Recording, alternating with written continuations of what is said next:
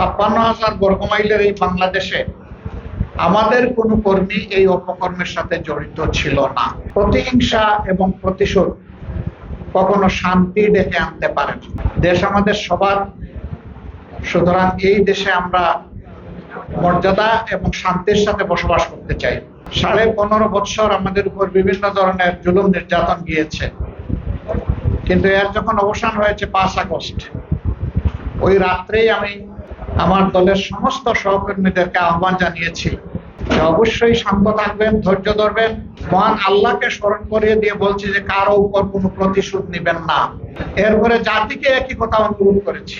আপনাদের স্মরণ থাকার কথা, বিগত সরকারের গুরুত্বপূর্ণ দায়িত্বশীল নেতা, তাদের দলের সাধারণ সম্পাদক ওবায়দুল কাদের সাহেব বলেছিলেন, আওয়ামী লীগের শাসনের যদি অবসান ঘটে, তাহলে শাসনের অবসান যেদিন ঘটবে তার 2 দিনের মধ্যে বাংলাদেশে আওয়ামী লীগের কমপক্ষে 5 লক্ষ লোককে হত্যা করা হবে।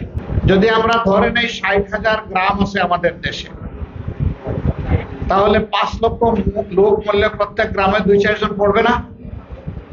থানায় তো পড়বে, জেলায় তো পড়বে, কিন্তু না, তা ঘটেনি। প্রতিহিংসা এবং প্রতিশোধ কখনো শান্তি ডেকে আনতে পারে না। এখন কথা হবে, অন্যায় অপরাধ যদি কেউ করে থাকে তার ক্ষেত্রে কি হবে? তার ক্ষেত্রে বিচার হবে। যারা অপরাধ করেছে তাদের বিরুদ্ধে, সত্যিকারের অপরাধীদের বিরুদ্ধে মামলা দায়ের হবে। যিনি মামলা দায়ের করবেন, মামলা প্রমাণ করার দায়িত্ব তার। যদি তিনি প্রমাণ করতে পারেন, নির্দিষ্ট ব্যক্তির শাস্তি হবে বাংলাদেশের সংবিধান অনুযায়ী। হাতে আইন তুলে নিয়ে আরেকজনকে খুন করার অথবা আঘাত করার, তার বাড়ি লুটতরাজ করার, বাড়িতে আগুন ধরিয়ে দেওয়ার, তার ইজ্জত নষ্ট করার আমি কি? যে কোনো ব্যক্তি, সে যে ধর্মেরই হোক, যে দলেরই হোক, সে যদি তার উপরে আঘাতের অথবা জুলুমের প্রতিকার চায়, এটা তার অধিকার। আজকে 8 মাস অতিবাহিত হয়ে গেছে।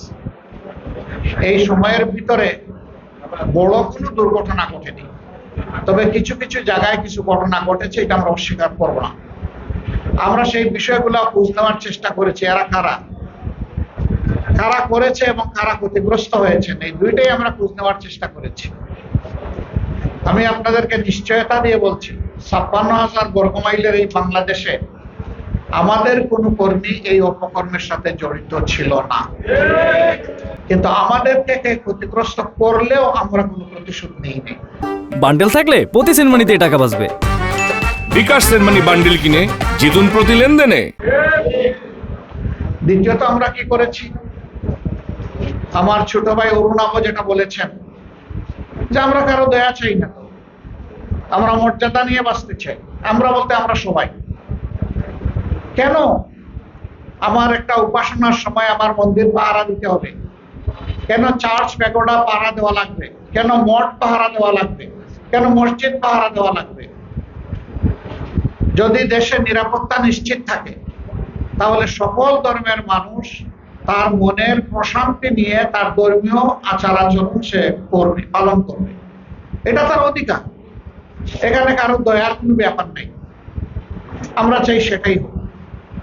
তবে এই পরিস্থিতি সৃষ্টি না হওয়া পর্যন্ত যতদিন বিভিন্ন ধর্মের মানুষের প্রয়োজন হবে, আমরা তাদের পাশে আছি। আমরা 6 তারিখ থেকে শুরু করে পরবর্তী 15 দিন সব জায়গায় ছিলাম, রাস্তায় ছিলাম, ওই সমস্ত প্রতিষ্ঠানে ছিলাম। কেউ কেউ আশঙ্কা করেছেন তার ব্যবসা প্রতিষ্ঠানে হামলা হবে, সেখানেও আমরা পাহারা বসিয়েছি। কেউ বলেছেন আমি বাড়ি ঘরেও আশঙ্কা করছি, আমরা তাদের সাথে তাদের বাড়ি ঘরে বসবাস করেছি। আমরা বলেছি যেদিন তারা বলবে যে আর প্রয়োজন নেই, সেদিন তোমরা চলে আসবে। 15 দিনের দিন আমরা সকল ধর্মের শীর্ষস্থানীয় নেতৃবৃন্দকে নিয়ে একসাথে বসেছি, বসে বলেছি যে এটা আমাদের নৈতিক নাগরিক দায়িত্বের জায়গা থেকে করেছি, কিন্তু এটা আমাদের রাষ্ট্রীয় দায়িত্ব না। আমরা চাই রাষ্ট্রের কাজ করুক। এখন যেহেতু পুলিশ বিভিন্ন স্টেশনে আসা শুরু করেছে, আপনারা যদি ভালো মনে করেন, আমরা এখন আমাদের লোকদেরকে উল্টো করতে চাই। আর আপনারা যদি চান যে না আরো কিছুদিন থাকবে, আমরা থাকতে চাই, সিদ্ধান্ত আপনারা দেবেন। তারা তখন বলেছেন না চাইতেই যখন আপনারা এসেছেন, আশা করি প্রয়োজনে আগামীতেও পাবো। 15টা দিন মেঘে ভিজে রোদে শুকায় আপনাদের লোকরা মশার কামড় খেয়ে দিন রাত তারা পাহারা দিয়েছে, আমরা পারিনি। এখন আমরা আপনাদের প্রতি কৃতজ্ঞ, আপনারা আপাতত লোকদেরকে উঠাই নিতে পারেন। কারো কোনো মাথা গরম কথাতে যেন আমাদের সমাজে কোনো অশান্তি সৃষ্টি না হয়। দায়িত্ব সবাইকে নিতে হবে, ঠান্ডা মাথায় চলতে হবে, পরস্পরকে সম্মান করতে হবে, মানুষকে ভালোবাসতে হবে। এর ভিত্তিতে আমরা একটা সমাজ চালাতে চাই, দেখতে চাই। আলহামদুলিল্লাহ এই দায়িত্ব সবাই পালন করেছে। মনে করি বাংলাদেশটা একটা ফুলের বাগান। আগামীতে কোনো জালেম যদি আপনাদের উপরে জুলুম করেন, আপনারা প্রতিবাদ করবেন, প্রতিরোধ করবেন, আমাদেরকেও সাথে সামিল রাখবেন।